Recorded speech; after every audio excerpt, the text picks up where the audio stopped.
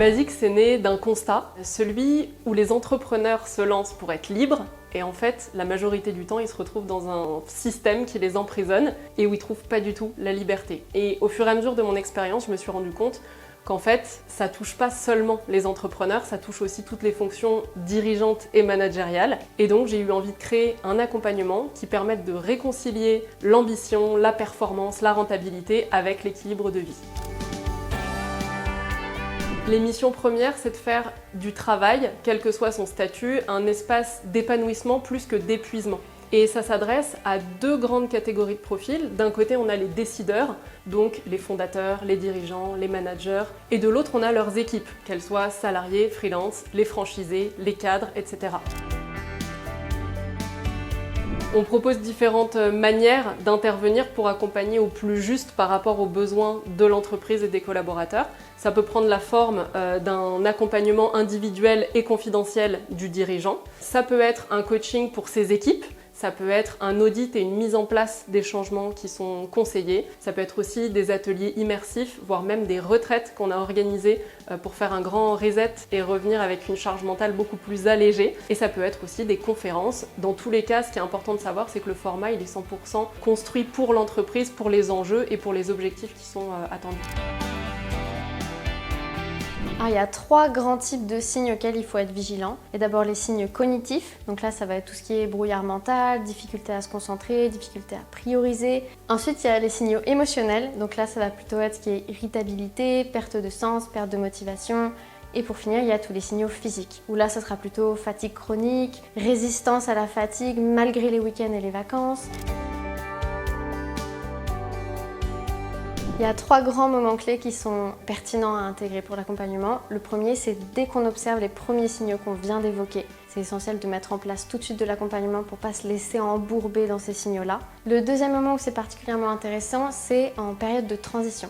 Donc quand on fait face à une hypercroissance, à une restructuration ou à une crise externe, on sait que ce sont des moments où la charge mentale elle peut être particulièrement plus élevée. Les dirigeants ils font souvent face à une solitude du dirigeant, donc quand ce sentiment d'être seul face au poids des responsabilités est grandissant, c'est particulièrement intéressant de se faire accompagner aussi pour ne pas rester seul avec ça.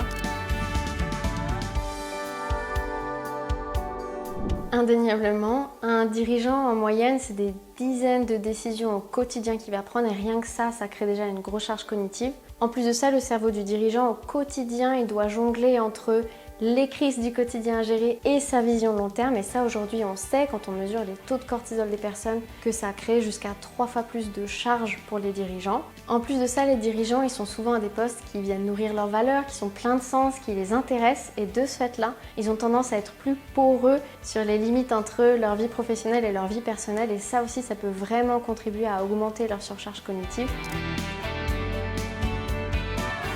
Apprendre à déléguer, ça peut constituer une clé pour éviter d'aller jusqu'au burn-out. Encore faut-il savoir bien le faire parce que manager, c'est un titre, c'est quelque chose qu'on obtient quand on a gravi les échelons, mais apprendre à manager une équipe, savoir la manager, c'est une compétence qui s'apprend. Donc les personnes qui sont promues au rôle de manager ou les entrepreneurs qui sont amenés à gérer une équipe n'ont pas forcément cette compétence-là au départ, qui demande de savoir gérer l'humain, de savoir gérer toutes les émotions qui vont avec, mais aussi d'apprendre à lâcher le contrôle, d'apprendre à faire confiance et de poser un cadre, parce qu'il y a rarement des mauvaises recrues, par contre il y a souvent des mauvais managers. Apprendre à déléguer, ça peut nous aider à éviter l'épuisement professionnel, mais c'est pas une garantie, surtout si on n'a pas appris à bien le faire. Notre approche, elle est à la fois humaine et stratégique, et elle est collective et individuelle. On va pouvoir accompagner une personne dans une situation précise, comme toute une équipe et une entreprise au global. On va pouvoir parler autant de choses très concrètes, comme les objectifs, la performance, la rentabilité, que de blocages plus abstraits, de surcharge mentale, de fatigue, d'épuisement, de perte de sens. Dans nos accompagnements, on va toujours droit au but, mais avec bienveillance. Mais surtout, on ne pousse pas à faire toujours plus, on pousse à faire mieux, avec plus de clarté, plus d'efficience et plus d'efficacité. On peut réussir dans ses fonctions de dirigeant, de manager, sans se cramer en plein vol. C'est aussi que quand on va mieux, l'entreprise au global va mieux, mais ça a aussi des répercussions sur notre vie familiale, sur notre vie personnelle, parce que l'équilibre pro et perso, c'est pas qu'un mythe, ça nous concerne tous. Demander cette aide-là, c'est faire preuve de responsabilité personnelle et aussi c'est faire preuve d'éducation envers soi-même, envers son entreprise et envers ses collaborateurs.